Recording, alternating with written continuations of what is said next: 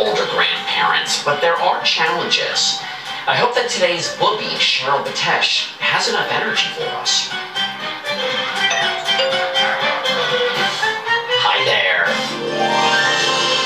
Hi, I'm looking for Sherryl. It's me.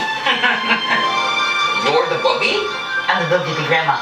You're the grandmother. I've never had a grandmother that looks like this. Why don't you come on in? Okay, great, thank you.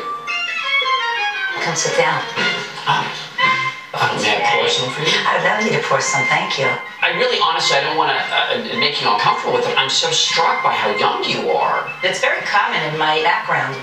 Sephardic Jews kind of start early. I was married at 18. Okay, why didn't I ask you? Because most of the Jewish people I know are Eastern European, their background. Mm-hmm. You're talking about Ashkenazic Jews. We're Sephardic Jews from the Mediterranean. Spain, to be precise. In 1492, the very same month Christopher Columbus got his marching orders, so did the Jews. Cheryl's ancestors fled the Spanish Inquisition and settled in Syria. 450 years later, they got the boot again. This time, Cheryl's family made the long journey to America. They arrived at Ellis Island and settled in New York. Sherryl was born and raised in Brooklyn. With her former husband, she had 4 children, who in turn begat 2 grandchildren. Sherryl now lives in the Sephardic enclave of Deal along the Jersey Shore, close to her family. What is this? This is called El Mazia. It looks like Jell-O, but it's actually pudding. Isn't that lovely?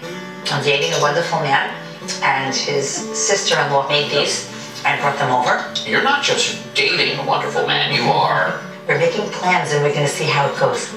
It's looking nice. That's exciting. Yeah. What's his name? Morris Buchanan. We call him Mo. We got a lot of Mo's here. What do you mean?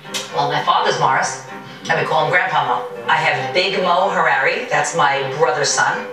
Then I had my Morris Betesh, we call him Mo B. Then I have, the next one is Mo Salama, my younger sister's Mo. And then I have my niece married a Mo Levy. My real name's Maurice. Maybe I should be Morris for this episode. You could be. We could put a little yarmulke on you, call you Morris. Oh, I've never had a yarmulke. What are we making today?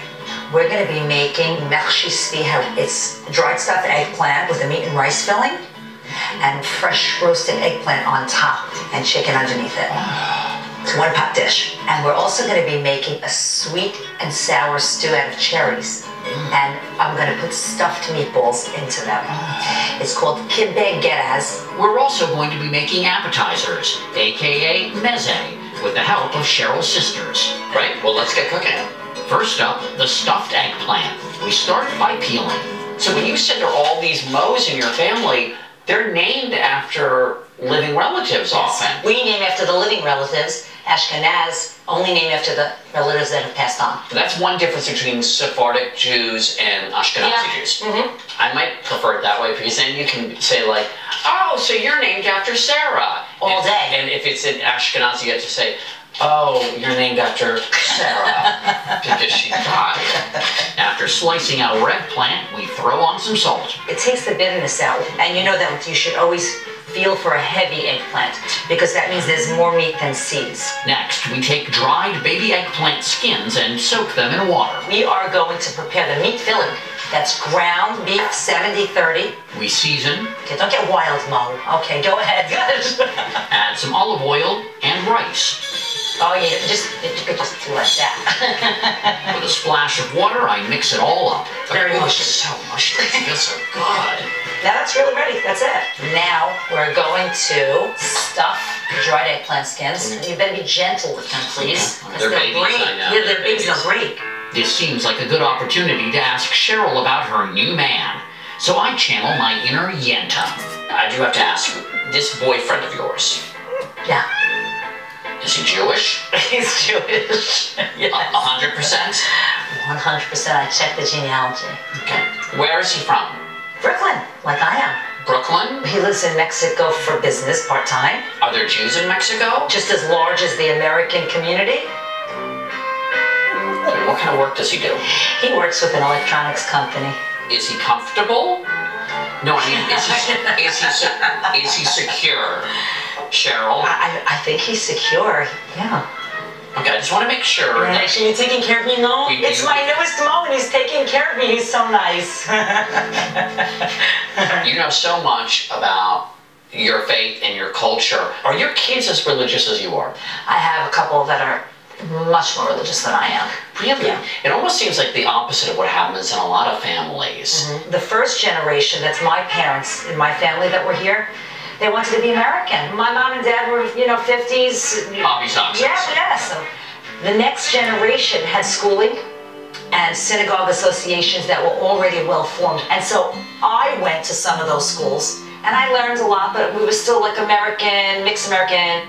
By contrast, Cheryl's own kids have been educated exclusively in Jewish religious schools. So a couple of your own kids know more about their faith than their own grandparents. Yeah, they decided to go to religious schools and learn about it. You know why?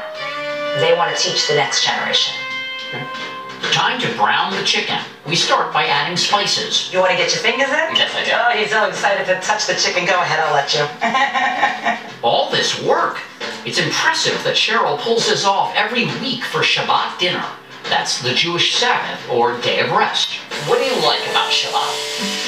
Well, it starts on Friday night and we shut everything down. No phones, no electronics, share family meals, get to see each other once a week solid. On the Sabbath, observant Jews are not allowed to work or use technology.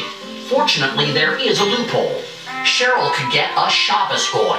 That's a Gentile who does all those things she's not allowed to do on Shabbat. If you had a Shabbos goy, what would you ask him to do? I might sneakily hint to that Shabbos goy, who's a non-Jewish person.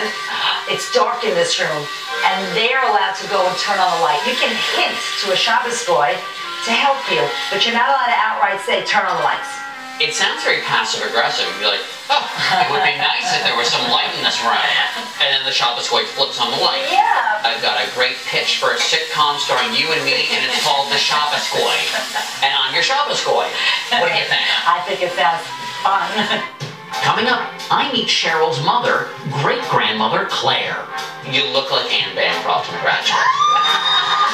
It's true. Brought to you by Del Monte's Yum.